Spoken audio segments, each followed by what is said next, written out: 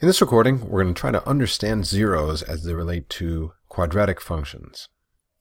So rather than me telling you what a zero is and then you just doing it, I'd like to tell you what the zero is of this particular function, and then you try to figure out what I mean by zero of a quadratic function. So I'll just tell you here that for this one, the zero of the function is x equals, actually there's two zeros, so I'm going to list them both and I'm going to put them in a set brace.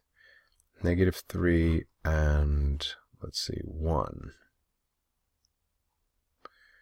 Now to do this set brace, I had a student one time teach me a cool way to say it. She said, make an S and then make a backwards S. Then for the other side, make a backwards S and then make an S. Okay, so you can make a nice set brace using that technique.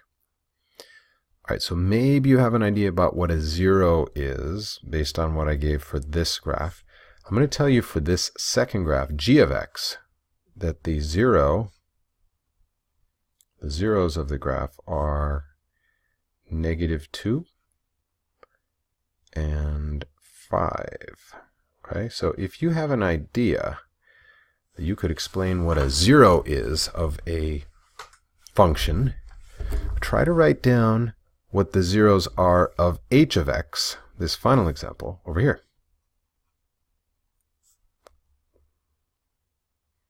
Okay, so I'm wondering if you were able to come up with something if you wrote down -4 and -1. If so, it sounds like you know what the zeros are. Now the question is, you might be looking at the right place but not being able to connect it with the word zero. So what is zero about those things, those places? Take a second to reflect and then play the recording when you're ready. Okay, so hopefully you did so, and you identified that at this point, those are the x values that make the y value 0, right? Because they're on the x-axis. So when we talk about a zero, we're saying the x values where y equals 0.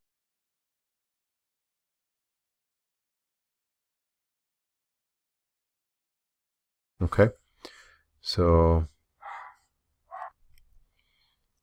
okay, I have another challenge for you. Let's say I'm thinking of two numbers.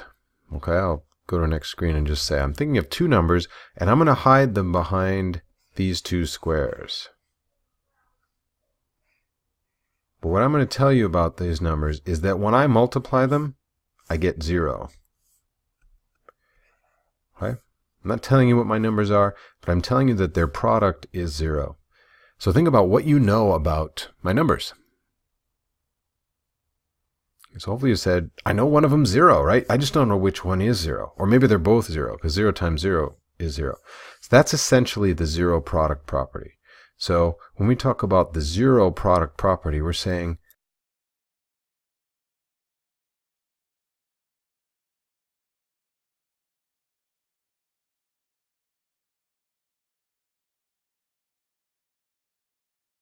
if the product of two or more factors is 0, then one or more of those factors must be 0. Remember, factors are the things that we're multiplying, like over here, the things we're multiplying to get a particular product.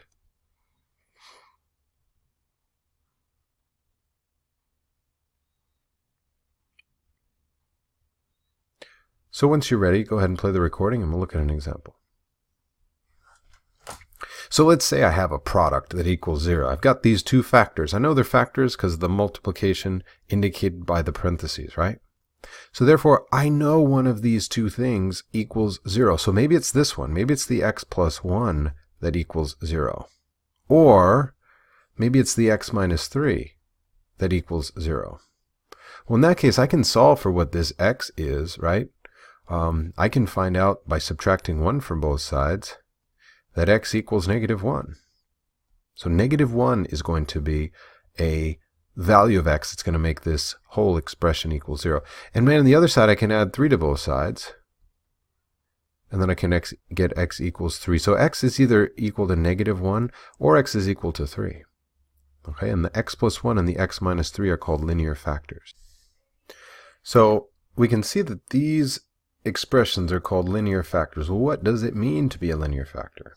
Well, how do you know they're not quadratic, for example, or cubic? Okay, hopefully you know that they're linear because the highest exponent is a 1.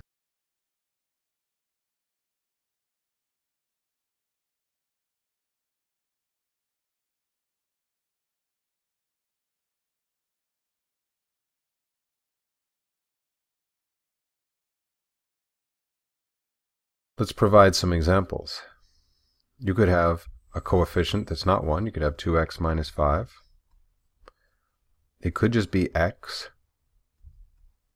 right?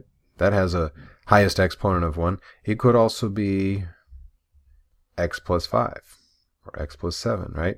You get the idea. Those are examples of linear factors. No exponent other than a 1, which we don't usually write.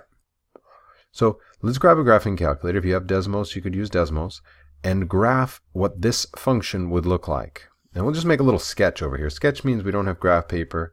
We're just going to approximately place the points. We're going to label our axes, etc.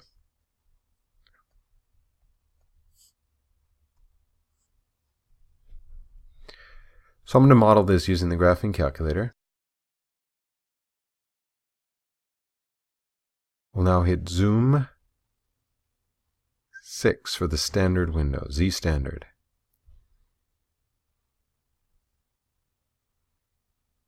There's our parabola. We can see it has zeros at -1 and at 3. It has a y-intercept of -3 and a vertex which appears to be around 1, comma, -4. So we'll make a sketch of that.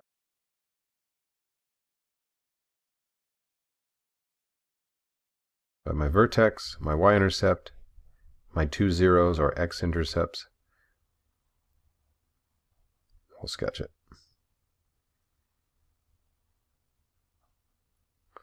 Where are the zeros of the function? Well, we said it was at -1 and at 3. Okay, and again, that's what we figured out by doing the algebra using the zero product property, right? We knew it was going to be that because those values of x equals -1, when you substitute them in, -1 plus 1 is a 0. And it doesn't matter that this side over here is a -4, because 0 times anything makes 0. Also, when I were to substitute in, ooh, yikes, that's a big eraser. Let's try a smaller eraser. If I were to substitute in a 3 for x, let's see what happens in that case. So if I substitute a 3 in for x, we get 3 plus 1, that's a 4. But 3 minus 3 is a 0. So again, 4 times 0 is a 0. So those are the values of x that make us have a 0 for the y. Thanks for watching.